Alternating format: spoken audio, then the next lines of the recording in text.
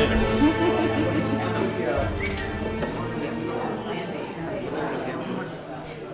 thank you so much for coming tonight to our Rally Reads event. We're here because we're reading In the Heart of the Sea, The Tragedy of the Whale Ship Essex by Nathaniel Philbrick. Is anybody reading it or have finished it? Yeah? Any comments? It's gruesome. Yes! Thank you, Sue. It's gruesome. That's been the consensus. But it's factual. It's a true story. It really happened that way. And we chose this book in part because Ron Howard has made it into a movie, which was supposed to be released on March 13th, but then they decided they wanted to be an Oscar contender, so they pushed it back to December. So when it comes out in December, read it before that anyway. So Graham McKay is from the Lowell's Boat Shop. He's going to talk about whaleboats and whaling. A couple things I just want to mention before we get started. We have one more event after this in Rally Reads. It's Chowder Fest this Sunday from 12 to 2. It's catered by Woodman, so it's going to be really fun. I have some flyers here if you want to take them.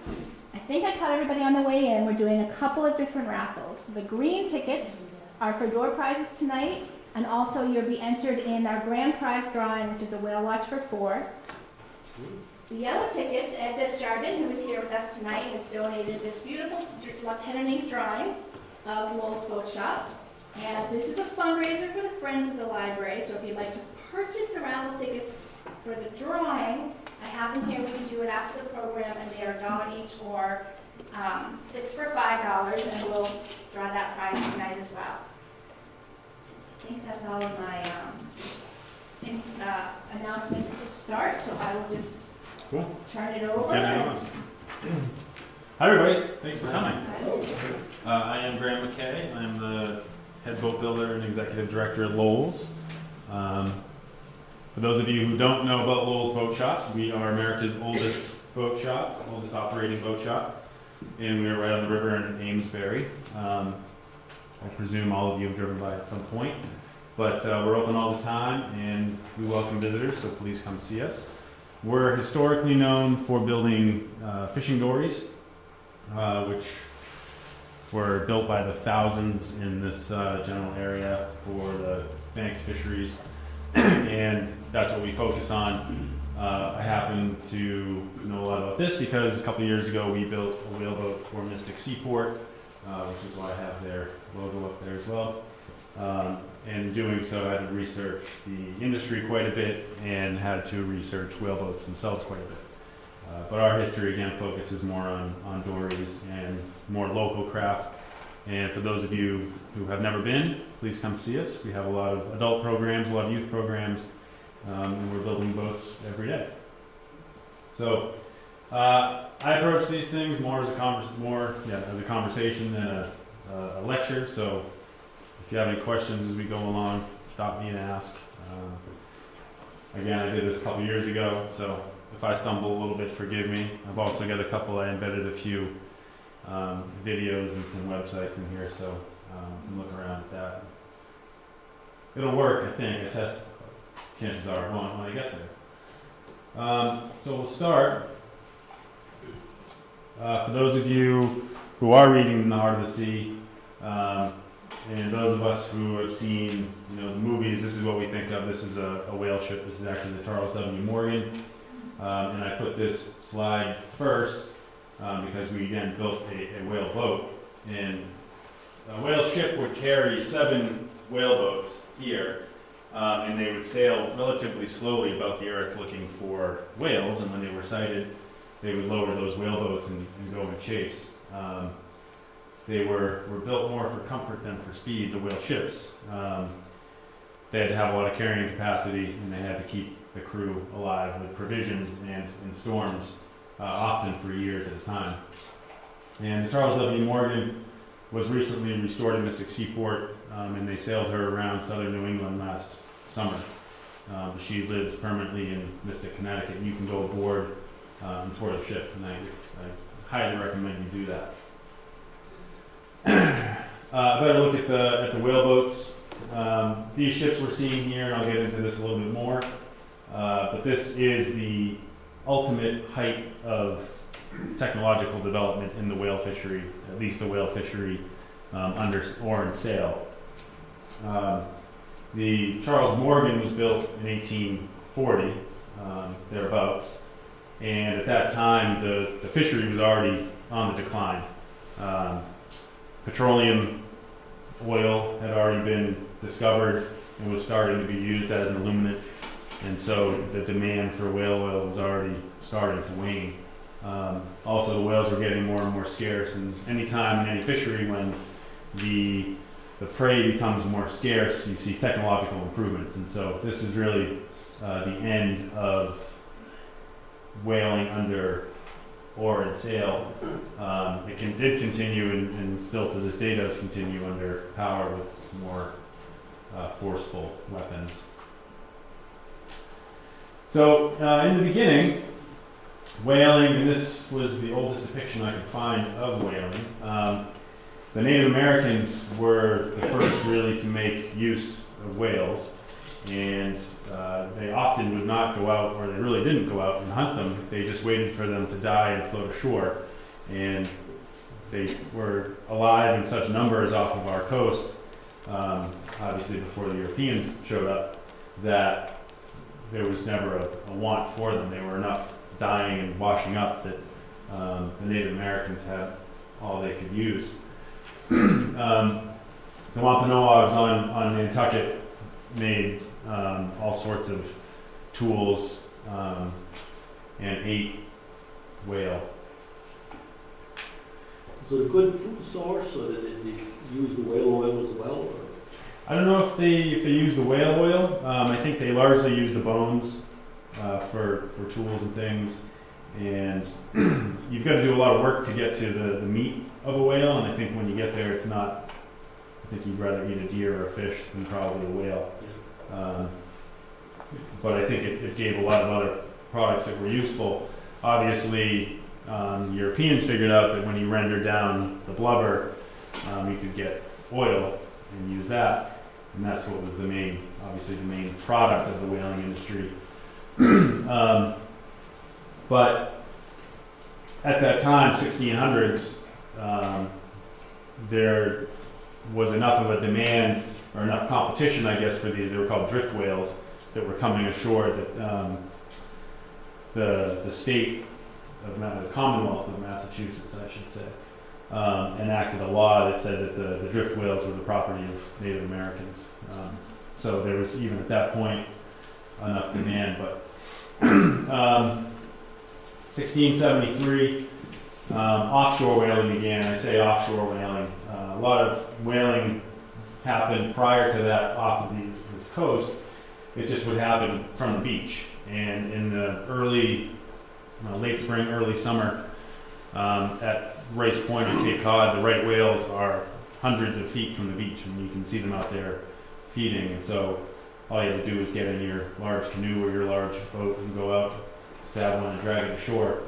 And even, I put this slide in here just to show how quickly the decline happened and how quickly the fishery had to move offshore. So 1673, the first ship, I think it was a schooner, got blown off the coast and ended up harpooning a right whale and bringing it in. And I think that was actually not a right whale, I'm sorry, a sperm whale. I think that was one of the first sperm whales that had been captured. And they discovered the spermaceti in the head of the whale, which was a fantastic lubricant. And you can see this is just Nantucket centric. So Nantucket was the epicenter of whaling really up until about 1820-ish. And the society on the island fostered the industry. It's really where whaling began in this country. And so they just built the business up. And at about 1820, the industry had become so large that the port at Nantucket couldn't handle the size of the ships anymore. All of that whale oil being landed offshore just created a logistical problem of getting it to people on the mainland. And so that was when New Bedford became the biggest port for whaling in the States. And so you can see that, really from about 1766 to about 1860, was the high point of whaling off of Nantucket. And as I said earlier, about 1830, 1840, it had already reached its peak and was starting to decline even as New Bedford was up and coming. So this is a good one. So this is this is the Charles W. Morgan's first voyage, and if I click on this little thing up here, it'll give you an idea of the track of these whale ships. So this will trace out her first voyage. And you can see she's back and forth there. Spent a lot of time. These were the winter whaling grounds off of the South American coast, with the islands there, famous islands with the finches. Somebody help me out. The Galapagos, yes. And so they basically head around back and forth, floating around, waiting for whales. And if you guys want to spend any time, Did they bring that back to the States, or did they use any of that in South America? No, it all, or the lion's share of it came back to the States. And around the world they had whaling stations. Yeah. So you always hear about, we're going out for 4 years at a time. Well, they did. They wouldn't necessarily come home for 4 years. But you can see that she stopped in San Francisco, and there was a whaling station in San Francisco. So you could stop, offload your oil, and then a homebound ship could pick it up and land it back home. Later on, as the whales became scarce, there's the summer grounds are up here, closer to the Arctic, and there were many Arctic whaling stations. That's where Shackleton ended up. Was at a whaling station in South Georgia Island, which is way down here, somewhere off the South American coast. And this was a pretty typical voyage in that they left New Bedford and sailed immediately to the Azores. And many of these whalers were Azorean, Cape Verde Islands. Rarely would you see, a homegrown, all-white crew, whale ship crew.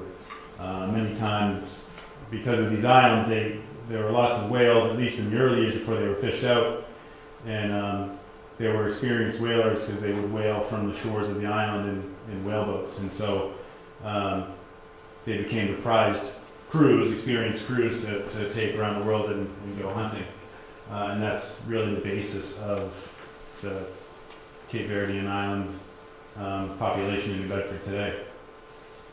So I don't know if you guys want to keep playing with this or not, but How long a trip was that? A year or something? Or? that was, I think, 3 years. 3 years. Wow. Yeah.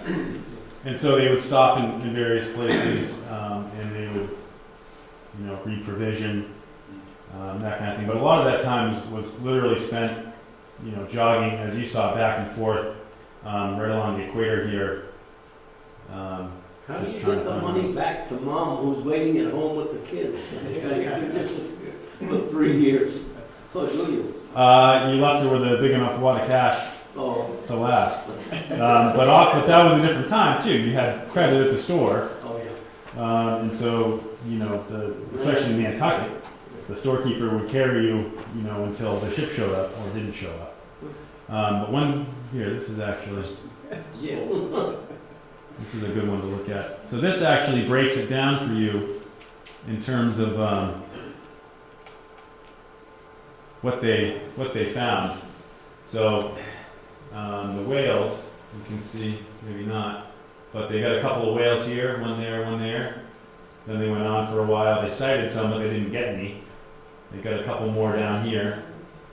And then it was a long trip before they saw a lot, but they didn't get any until they got around the other side here. And then if you want to keep on going. Is this all from Captain's logs? This is all from the logs, and this is on Mystic's website. So you can see they're jogging back and forth and getting whales right in there. So there's a lot of activity going on here. So anyway, we can do this all day if you want. We can come back to it at the end if you want to if you want to play around with it. But nothing off the coast, the east coast, to speak of, is there?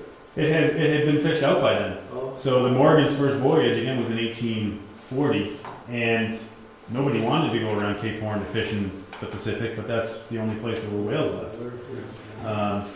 You know, it was incredibly rare, and it still is today, to see a sperm whale, you know, off the East Coast. I've spent a lot of days at sea, and I've seen one in the Great South Channel.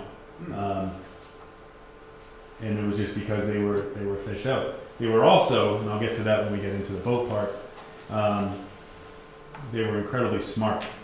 And I think they knew, they've got their migration patterns, but I think they knew if we hang around this sandbar, they're going to row out and stab us. So let's get out of here.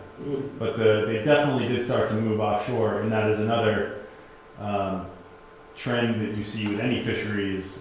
As pressure is put on the fish or on the fisheries, they the stocks move off into deeper water to protect themselves. So. Do you have any idea what species they were hunting at that point in time? Let's go back to here. They were hunting at that time. The right whales, I think, were pretty much gone. What have I done? There we go. The right whales, I think, had pretty much been fished out, and so they really only went after 3 species. So the right whales, which were slow, kind of dumb, just waited for you to come and take them, and they were big and full of blubber, so they produced a lot of whale oil when you did get them. This is, again, later in the fishery, and they were into sperm whales at this point, which were a lot harder to catch. But they yielded, again, a lot of oil, and the real prize was the spermaceti. So they've got that big bulbous head, and there's a void in that head that has spermaceti, which is a waxy substance that makes great candles. It's also the best lubricant known to man, and still is, in all sorts of temperatures and conditions, such that I think some of the early spacecraft even used spermaceti oil as lubricants. And even some of the older tools that we have in the shop will specify, you know, spermaceti oil as a lubricant. So a lot of the early houses, incidentally, used whale oil lamps. Where did they get that from? When this was prevalent in the Nantucket area then, or? Yeah. So I'll get to it later, but all of this oil was coming back, and it was you know, many thousands of gallons, hundreds of thousands of gallons a year coming back, and that was what lit the people's houses, really. And again, I keep stressing, you know, around 1840 was when the decline happened. So when we started to look for other sources, petroleum being one. This is about the time that the menhaden fishery took off. So, you know, like whales, menhaden are filter feeders, and they would go around in great swarms, and they would filter feed and get really fat, and you could net them up and boil them down just as you would whales, and get oil from those, and it made for good lamp oil as well. The last whale that they would hunt were bowheads in the Arctic, and I think those were okay, and I think it was a last resort kind of whale. I think their biggest product, a bowhead whale, was bone. And some of the whales that we would think of, like we see around here today, a humpback. Apparently a humpback didn't yield much. It put up a big fight and wasn't worth the trouble. A finback, which you see plenty of off our coast. If you harpooned a finback, it would just dive so deep and take all of your line out, and eventually, if you didn't cut the line, it would pull your boat under. And if you did manage to kill it, I think they would sink. So There was no benefit there.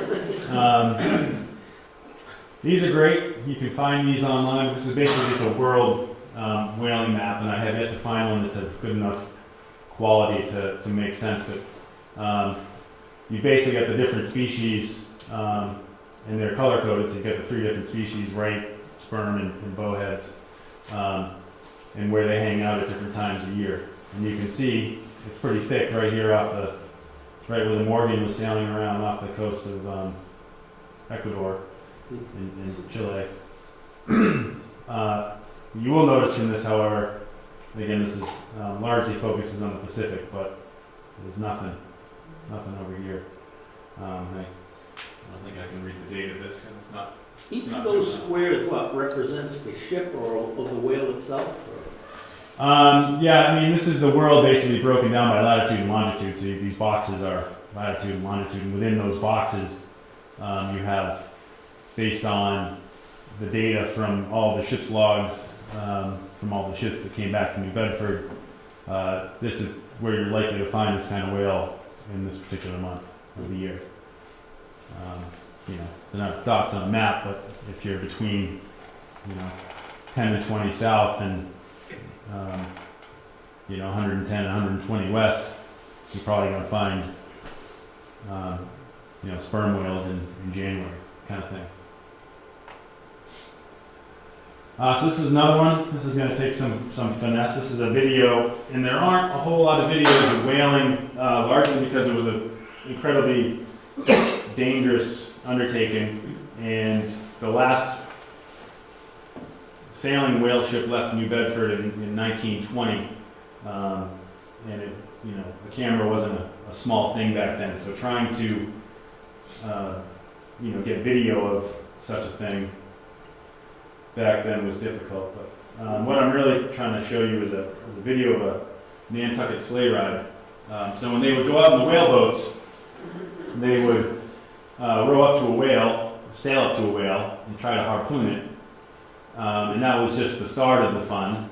Once it got stabbed, it would start to run out, attached to the line, which was attached to the boat. This is the loggerhead on the whaleboat around which you would belay the line. And the line was kept in tubs, 3 tubs of, I think, 40 fathoms apiece. And it would run out at such a rate that you would have to, you could see he's wetting the line around the loggerhead so it doesn't catch fire, but that's the whale starting to run. And they would run for miles, and all you had to do, or your main job was to just hang on until the whale got tired and surfaced. And as you were doing that, you would continually be trying to pull yourself along the line closer and closer to the whale. So you can see the guys are buckled on to the line, holding on for dear life. So there's a second whaleboat ahead of them No, they're, with a cameraman?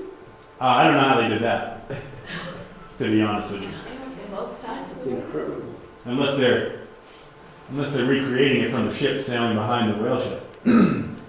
That rope is on their little boat, or? That's on their little boat, so that's what's attached to the harpoon, which is stuck in the whale. Yeah. You can see it's Flemish coiled down so it can run freely. The idea was the whale's going to run out really fast, and you don't want to tangle, especially with 6 guys in this boat. Occasionally they must have Going tipped down. over or Going straight fell out, down. or you They- lose some passengers along the way. Or, They did often, and I'll talk about that when we get to the design part. But what I can talk at length about is the design of the whaleboats, how they were built, and how that affected the fishery. So this you can easily find on YouTube. It goes on for, as you can see, 20 minutes, which we're not going to watch, but it's really just the sleigh ride. And it's in bad quality, but toward the end, it gets into the actual cutting in part, where they start to actually process the whale. Can you jump There ahead? you go. Can you jump ahead to that? they lost. Yep, so often the whale come up underneath.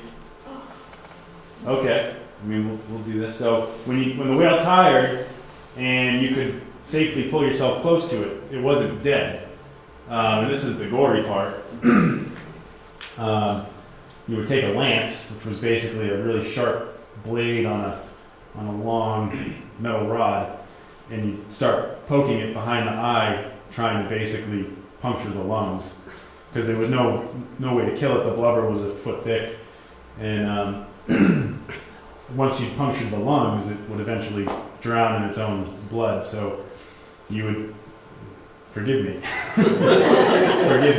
but you knew you'd hit the spot when you started to see blood come out of the blowhole. And at that point, they would buoy off. If there were more whales around, they would buoy off the whale and head in search of others. If not, they would, what they're doing here, they would lash onto it and try and tow it back to the ship at a very, very slow pace. Ship sail to it. It could, depending on if you were to windward of the ship. If you were to windward of the ship, it's an easier row back. So again, we can watch this forever and ever. How old would you say that film is? This has got to be from the 20s, or even earlier, maybe the teens. So they're cutting the blubber off the whale in chunks and bringing it on board the ship to process. And they would basically peel the blubber off of a whale as you would peel off of an orange. And they would cut it off in manageable pieces so that they could, safely lift it on board and then cut it up into smaller pieces for boiling. And the junk piece. Was boiled on the ship? So this is the actual head of the whale, and they're bailing the spermaceti out of it. So they stick a bucket into the void. And so the whale's still in the water. No, that's on deck. That's on So deck. they've cut the head of the whale off and brought it up on the deck of the ship. And I'm told that those cases were often big enough that people would crawl in there with a bucket and bail it out. To me, I can't imagine you would ever get clean after that. And I can't imagine you ever get clean on any ships in general, because not only Touch the women. are you're doing this gory business, No. and just imagine, if you're cooking a roast and it's got fat on it, you get it on your fingers, you feel gross. This is dealing with that times a million, and it's all over the ship, and there's no fresh water to wash with, and you're out there for years. Good times, huh? Good times. Good times. Next time it snows and you complain about it. Think about how awful that Bring it on, let's go. was. So this here, they've got the whales back alongside the ship, and they've got a chain to the tail. They've got the whale chained off, and there's a stage which they can lower from the side of the ship, basically a little catwalk, and they walk around that, and they roll the whale as they're peeling the skin, the blubber off of it. So really sharp, almost like a hoe that he's peeling the blubber off of it. And once they get a piece that's big enough, they'll pull that up on deck. How many guys are in a crew on one boat, like on the Morgan? Well, you had 5 active whaleboats, each with 6 men in it. So you have 30 right there, 30 there. plus everybody else to manage, the captain and the carpenter, and probably another 8 or 10 more. So like 40, 50 people. It was probably 40, which is a lot. It's a lot of mouths to feed for 4 years. And oftentimes, And the boats weren't that big. I've been on that Morgan, it's not that big. no, it's not that big. Nobody had a moment of privacy, I'm sure. So, So- they got the blubber, did they use the mountain out or not? They did, and I don't know how they got it, because I'm pretty sure they didn't, completely eviscerate these the dead whales. carcasses. So I think what they did, they kept the jawbone and some of the bones that were easier to get at, but they certainly weren't completely butchering the whole thing because they couldn't get it on board physically. But like the head, when they cut that off, they keep the jaw and all that kind of stuff. The baleen they would keep, and the baleen is basically their whiskers on a bowhead or a right whale, the ones that are filter feeders, and they're glorified whiskers. The same material as our fingernails, basically, but they stand, 6 feet long, and it was basically used for what we would use plastic for today. It was a very similar material. So we cleaned it up after the mess. Again, I don't know how long this can go on for. But it can keep, it can keep going. If you're interested, it's really, there is a narrative with it. So whoever this is narrating it. But we'll go back. That's all on YouTube in 2 parts. So I think you get a full 30 or 40 minutes of that. So would they boil the whale oil on board and then put this in containers or barrels or something of that type? Yep. So here you see a case coming aboard with the cutting out stage, and then what you have here is a cutaway of a whale ship. And so you've got your whaleboats all ready to go. This here is the tripod. So you've got a brick oven basically on board and a big cauldron. And what you do is you start by cutting that whale blubber up into smaller and smaller pieces, and you throw it in the cauldron. And just as you would cook bacon and get the fat, this is a really, really, really thick slab of bacon.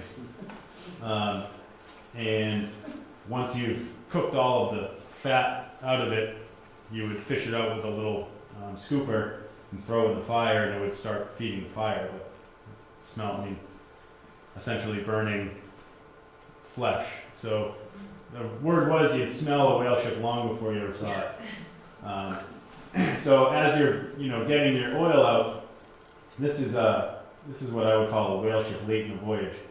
They ship out with a lot of stores down here in the hold, and a lot of barrels that were broken down into their pieces. And as you made oil, you would take those pieces, and you had a cooper on board who would make barrels, and you'd start putting oil in them. And the cooper was either beloved or hated, because if you spent all this time going out catching whales and he put together leaky barrels and all of your oil leaked into the bilge and you pumped it over the side and you ended up coming home with half full barrels. He took a good hit. So the blubber would come up on deck and it would actually get lowered down. This is called the blubber room here, where they would cut it up into smaller and smaller pieces and send it back up to the try-works to get cooked up. Back here is where the cooper would be making barrels and filling them before they went down into the hold. And if you do get a chance to go into the Morgan, you can see there are all these posts down here, these vertical posts. And she's got one of her original posts, and they've got hollows carved in them, which you would think was from years of wear, but what it is they were carved in to take the barrels as they laid against those posts so they wouldn't roll around. It's really interesting. But a lot of hold space, because that's where all of your money is going. And those 30 or 40 crew, most of whom lived here in the forecastle, in very tight quarters and bunks. And the few officers, this is where the captain lived, and the mates, and maybe the carpenter and those types of guys would live in here.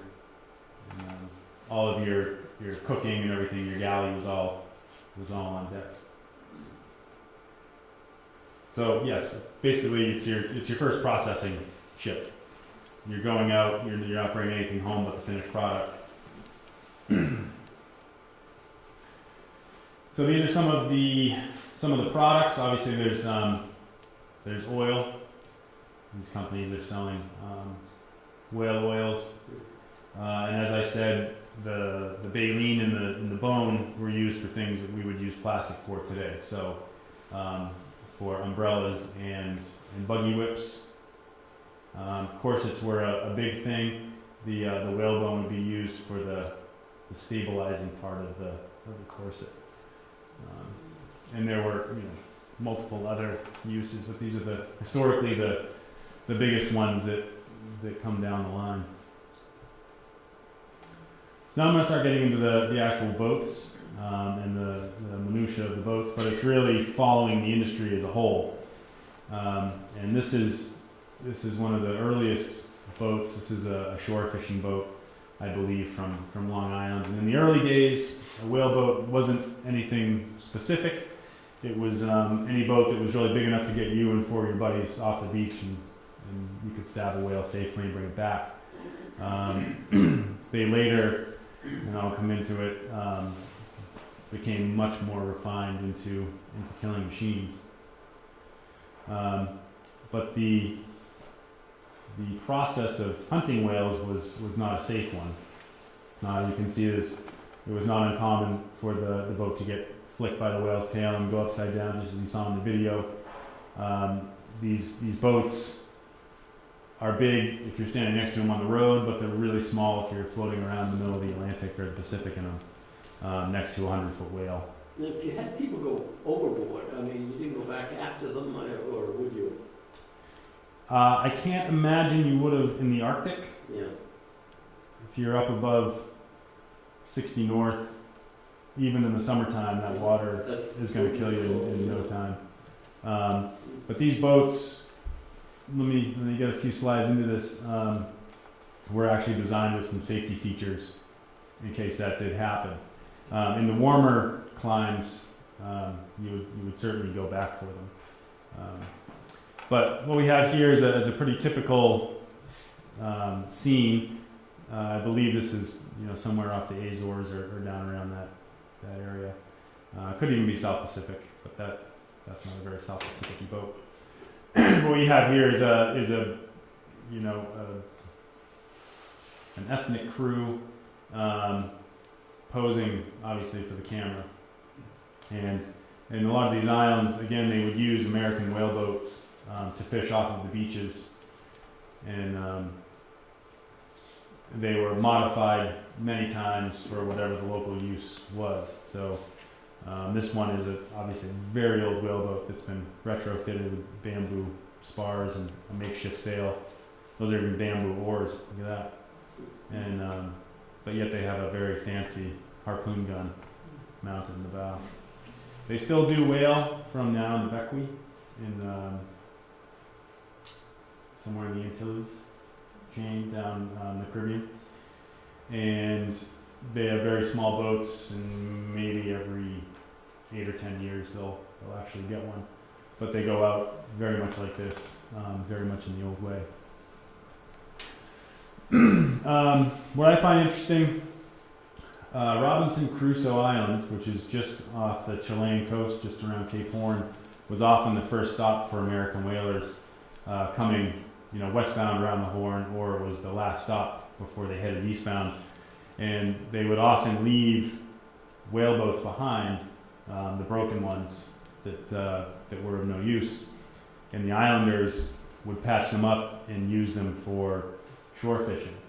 And a lot of these boats, because they were built of good wood, white oak and white cedar, they've lasted, and some of them still exist as fishing boats in Robinson Crusoe Island. And that's what the harbor looks like. It's just full of whaleboats.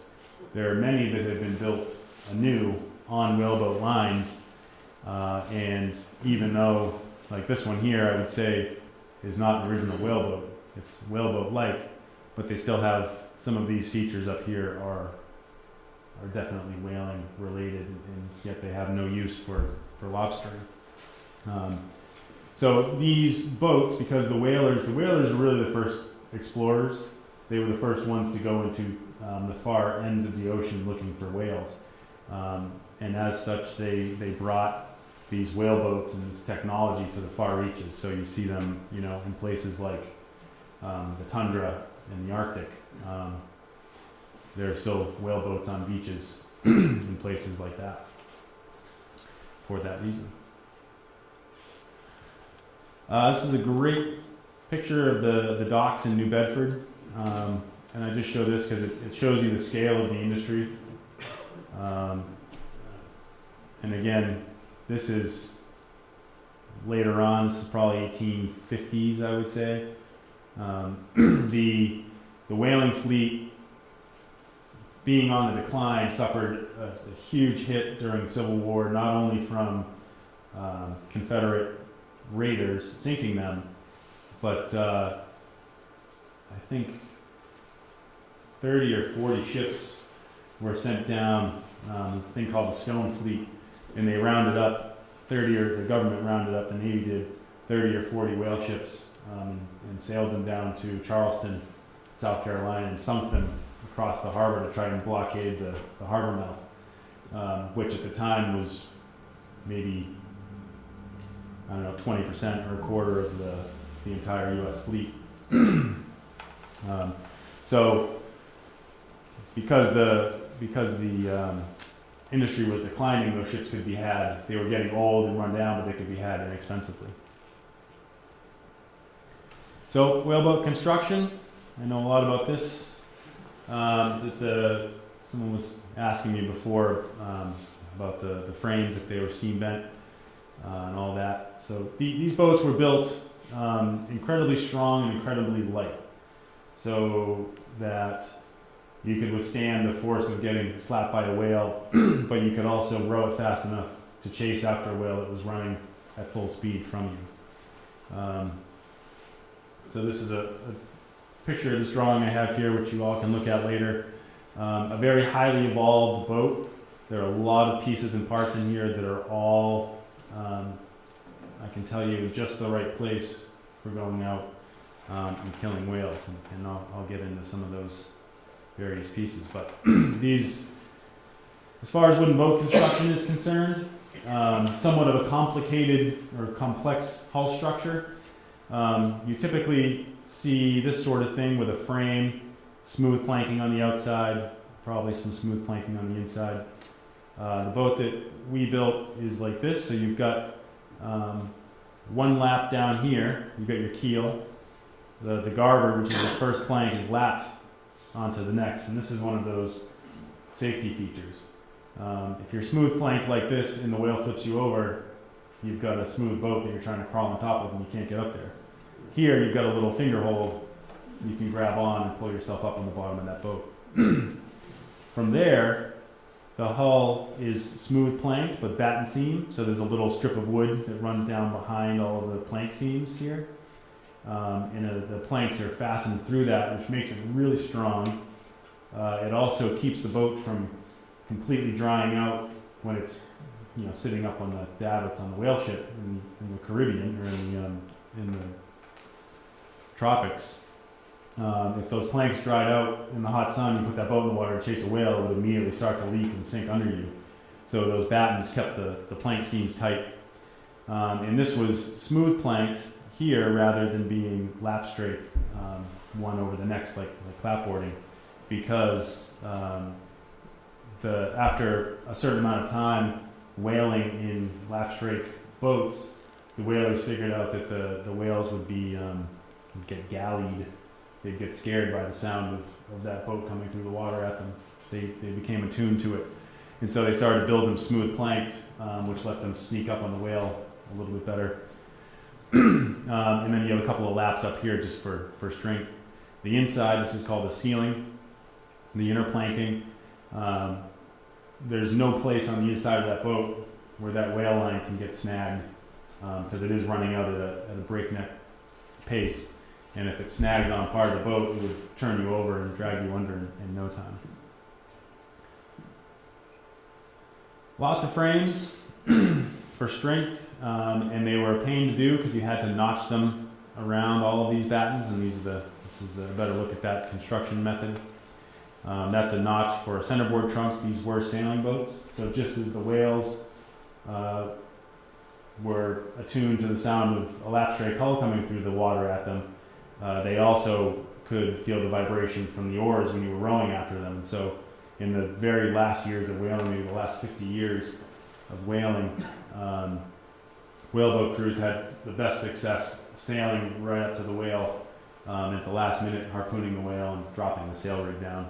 If you remembered in that video, where the boat was being towed around, there was a mast hanging off the back of the whaleboat with a sail flapping around.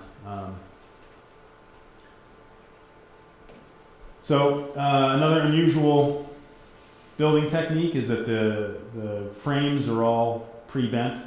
So at Lowell's, we're known for mass-producing dories.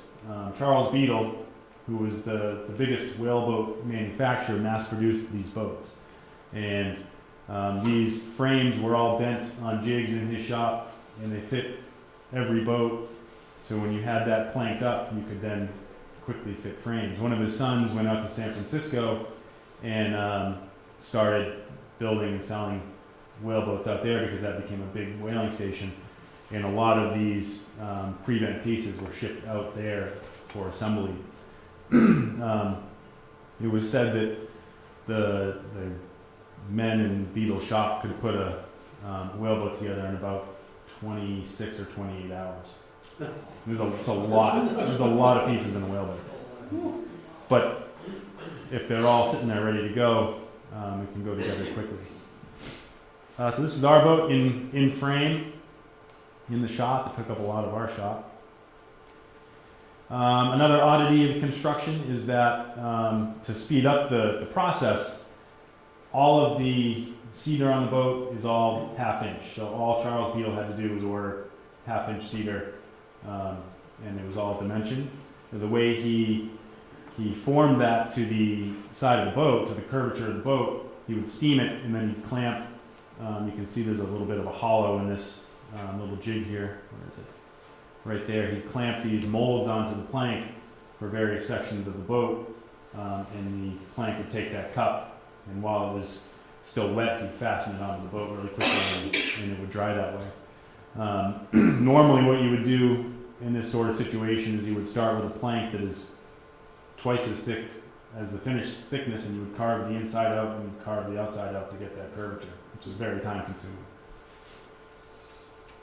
So were these built on a strong back and then the frames placed after the hollows built? Or? Yep, so you can see here, those are all molds that are all going to come out of the boat. And as we planked, we got it all planked up, and then we'd start to put frames in, and as we got up to here with the frames, we take the mold out and keep framing. But you have to do it that way because you have to notch the frames around all of those battens. You can't do it ahead of time. Normally, yes, you would get to this point, you would bend frames in and then you plank over that, and by the time your planking was done, it was already fastened to the frame and you were well on your way. So, very complicated, very time-consuming boat. And this is just a look at the planking. There's the batten there behind the seam. And you can see all these fasteners every 3 inches all the way along that batten. So this was an innovation, too, that Charles Beadle came up with after seeing a lot of whaleboats come back that had been damaged in whaling. And a lot of the planks were split and had been repaired by having battens put behind them with nails. And so he just started building them that way right off the bat. Are the nails clinched or is it? Yep, these are built with copper clinch nails, which those of you who don't know, it's basically a square cut nail. You drive it through a hole against an iron and it bends back around onto itself. It's a glorified staple, basically.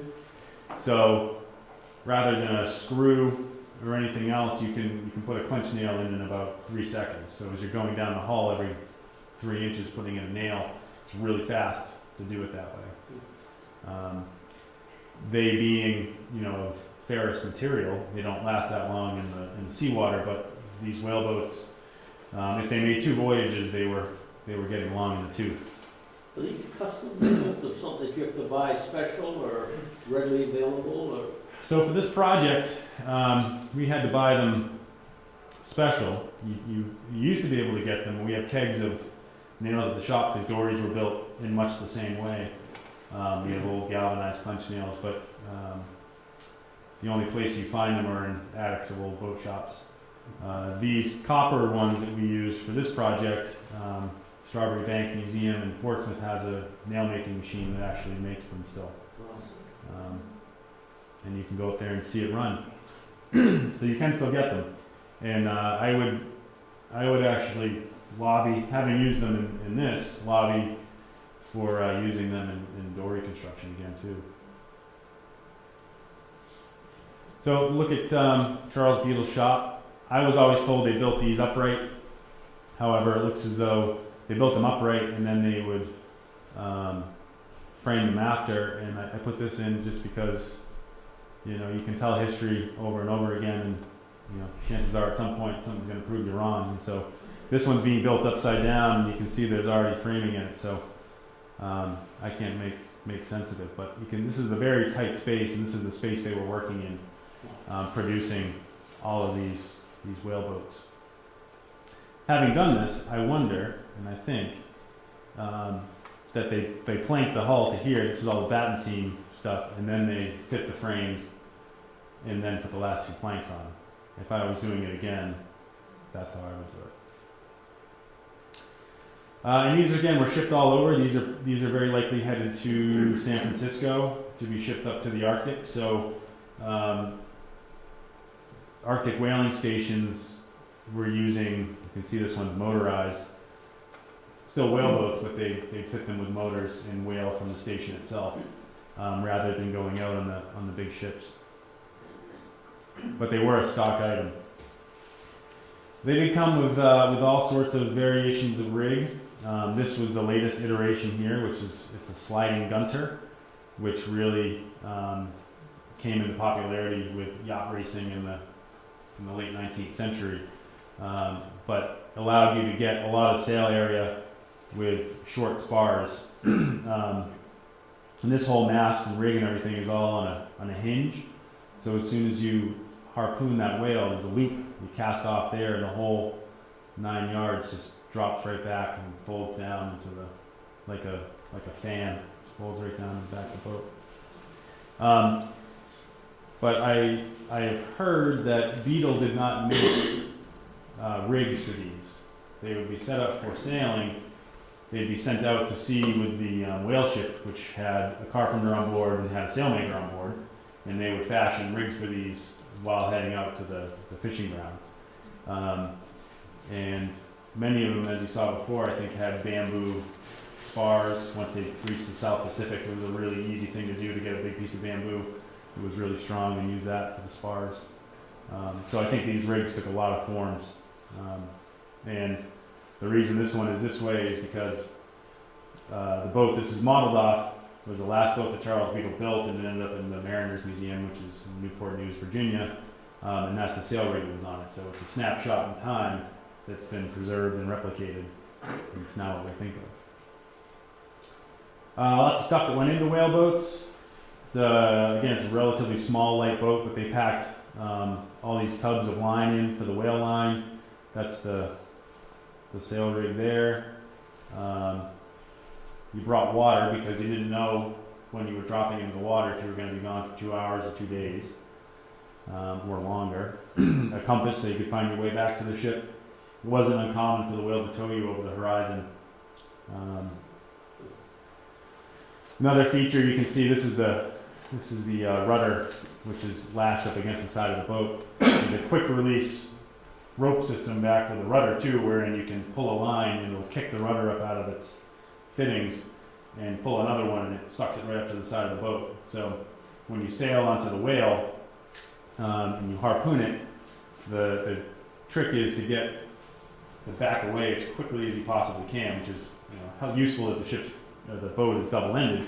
But the dance where you harpoon the whale, drop the rig, the boat steerer would pull that rudder up against the side of the boat, and then the guys on board would get the oars out as fast as possible and try and back away before the whale could do them any damage. So is the mast on a hinge then? Yeah, there's a little hinge right there, and it was in a socket down here. So you lifted it up, and it dropped right back down to the boat. Another thing, I don't know if you can see it. There's a little thumb cleat there. So the whale line would run through a bow chock, but you can see in that video that the boat would be up and down, up and down.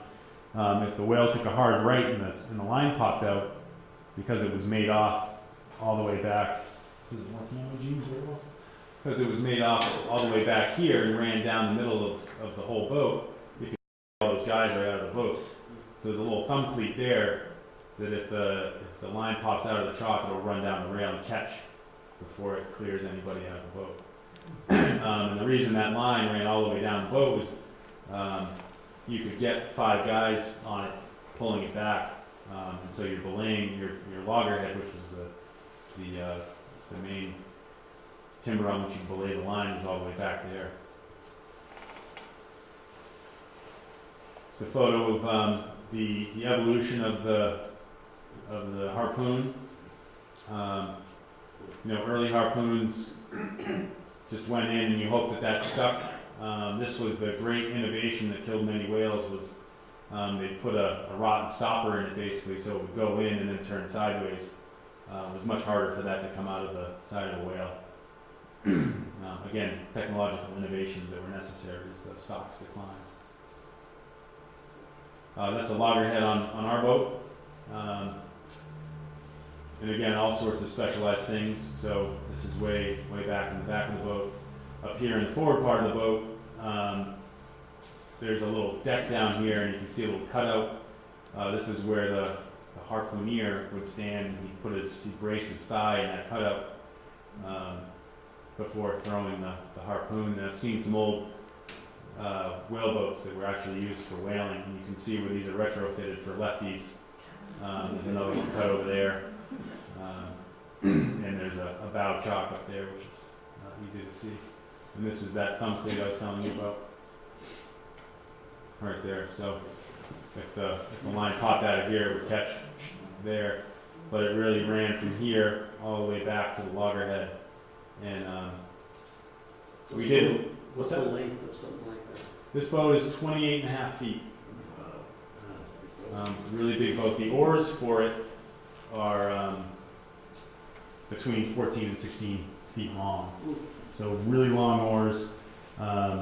Doesn't require much effort to move this boat. It is very light and it moves very easily.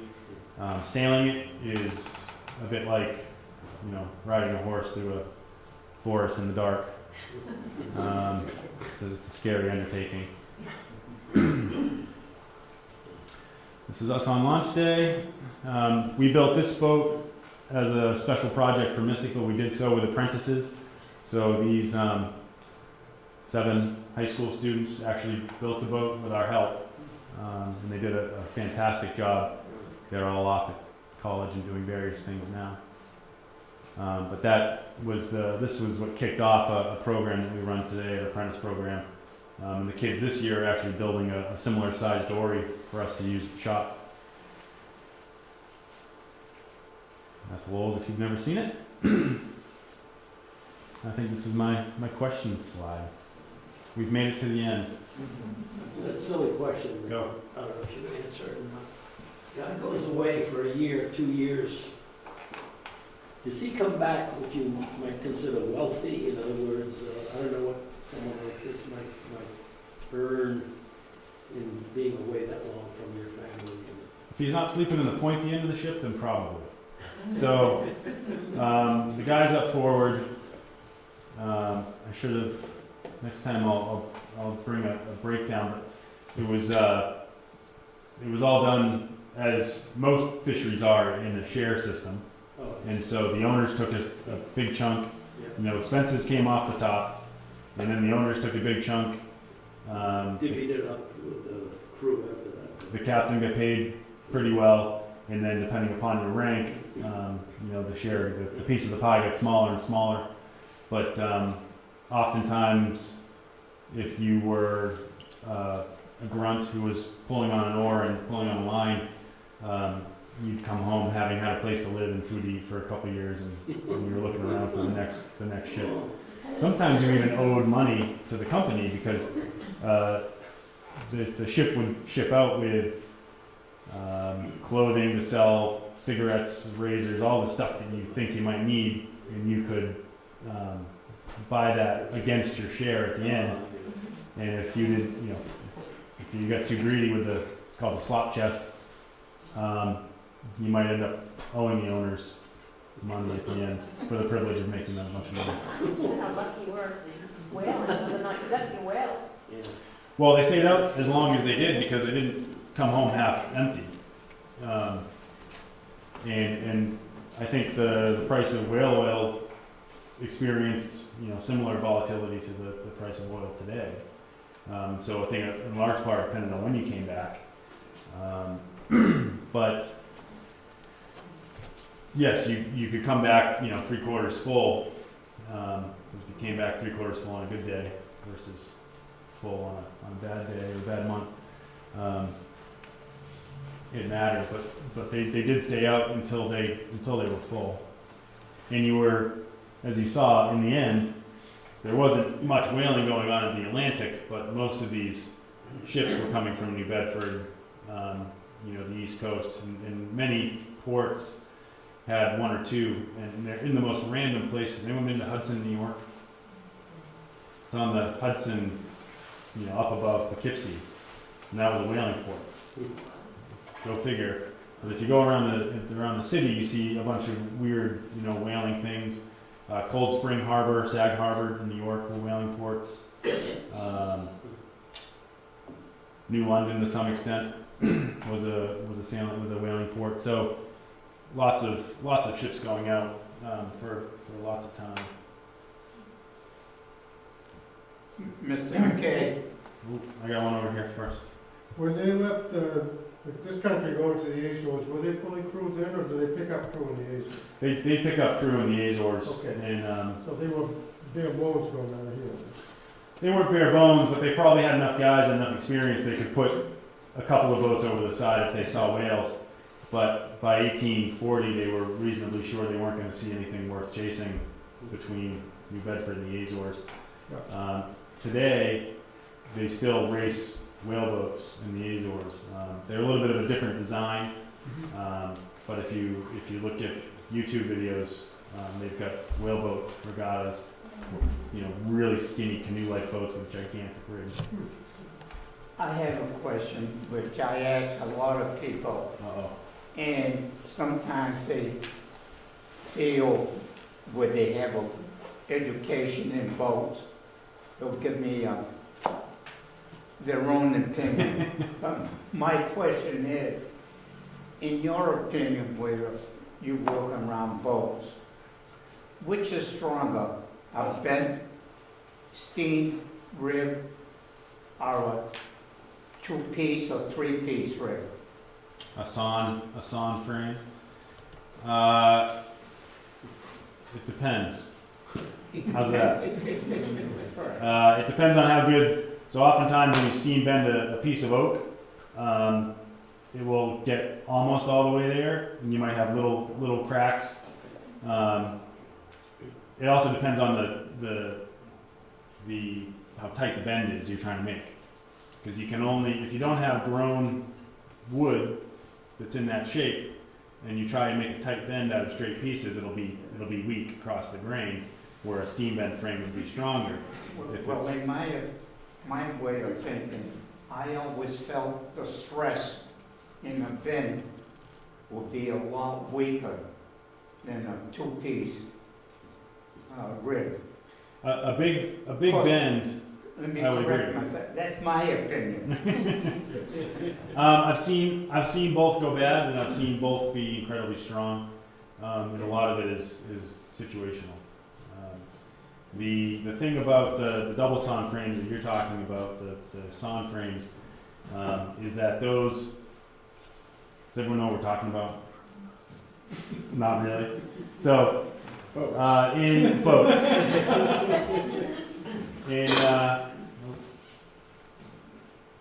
in this case, small boats typically have frames that are bent. You steam a piece of wood and you bend it into the shape you need. Let me get to a slide that will make sense here. On a big ship, so those are all straight pieces of oak that were put into a steam box, steamed, and then bent around form. And wet oak right off of the tree is incredibly limber, and you can put it in a steam box and it comes out like spaghetti, and you've got a limited amount of time to form it how you want to. When it dries, it stays solid. I can tell you that these, we've got a couple of misfits around the shop left over, and you can't possibly straighten them. They're incredibly strong. If you're building a big ship, it's impractical to try and take a 6-inch piece of oak and steam it into shape. So what you would do is you'd get a straight piece, come out this far, and then you'd get a piece that was slightly rounded, and you make another piece that went to maybe there, and then another one that went to there, and then you'd sandwich another layer on top that overlapped those joints, and you fasten it all together to get one frame. That's how they built, like in Essex, they built many fishing schooners that way. You need a lot of wood to do that with, and it makes for a heavy construction, heavy boat, which works for the bigger type boats. But I've seen boats done with a little bit of hybrid. We actually build, our small dories are built with sawn frames versus steam bent frames. But if this curve is too tight, or the piece of wood that you're trying to bend isn't good, then you're going to end up with a weak frame that's a little split along here. But what actually happens is that the fibers in the oak, you've got to use wet oak because the water in the oak actually lubricates the fibers, and as you bend it, the outside of the curve, the fibers are pulling apart, and the inside they're pushing together. They're under compression. And these frames are a 1/4 inch in this dimension, and they go from 1 1/4 to like 2 inches. And around this bend, you would see maybe a 1/16 of an inch. They'd be about a 1/16 of an inch fatter on the inner side than the outer side, because they'd stretched, the fibers had stretched apart so much on the outside and had compressed on the inside of the curve. So, I can talk to you for days about that, but it's all, to answer your question, it's situational. It depends on the quality of your wood and how tight you're trying to make it. I've read a book on the boat builders down in Nantucket. I forgot one name, but the other one was Gannon. Gannon Benjamin, yeah. Right. And a lot of times they'll go out looking for a tree, little cheddar into it. Yep. So they built one of these boats, and we came up with a system of bending these. So it's really hard to bend a piece of wood that is taller in the dimension that you're trying to bend it. It'll want to, as you go to bend it, it'll want to roll over. So what we did was we bent them in pairs of 2. So we have a piece of 2x2 oak that we bend around the form, and then we rip them in half on the table saw to get the piece that we needed. But this was a steep learning curve for us because we don't ever build with steam bent frames. We always build with sawn frames, which is what makes a dory as strong as it is for being a lightly built boat. Is there a tendency for those to straighten when they dry, or, do you have to bend them beyond what you would want to use them structurally, or do they hold that exact? They do spring back a little bit off the molds. You can see that these have a batten nailed across them to keep them bent so they won't straighten. But the answer there is yes, there is a tendency for it to naturally want to straighten, and when you do steam these, they are wet, and as they dry, they want to straighten a little bit. But also as they dry with those fibers in that shape, the friction builds up from the lack of water, and it stays in that shape, and it won't move. So these are molded and then put in. They're not put in, while they're still hot then. Yeah, they're bent around a mold because you've got to fit them around all of those battens, which was the part of the process that took the most amount of time. And how the process that Beetle had, I'd be curious to know, because you can't mass produce a boat having to go through all that work. How did you get into this anyway, Greg? I mean, how long I have you lost a bet. You're not a pro whaler, are you? I got into the whaling thing from building this boat. So But you've been doing this over the years, or? boat building I have been doing over the years. So I grew up in the neighborhood of Lowells, and I had always been interested in boats. And for any of you that are boaters, you understand that it's not something that you choose necessarily; it chooses you. And fortunately for me, I had Lowells as an outlet for it, and I spent more and more time there as I grew up. I went away for a while, but the love for the place and the love for the craft didn't. When I came back, maybe 7 or 8 years ago, started working at Lowells full time, and even then I thought I knew a lot about it, and knowing what I know now, I knew nothing 8 years ago. So,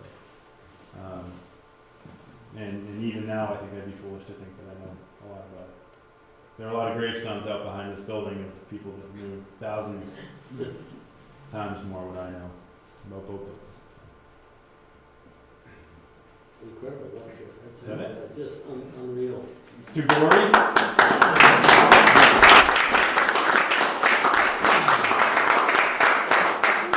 I've got some brochures and things here from Lowells if anyone wants one.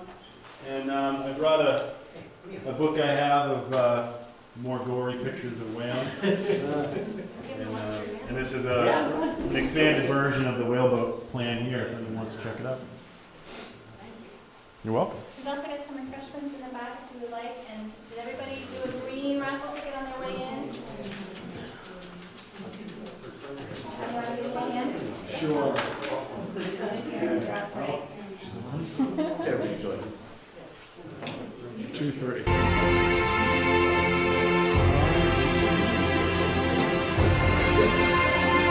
Michael Byrne.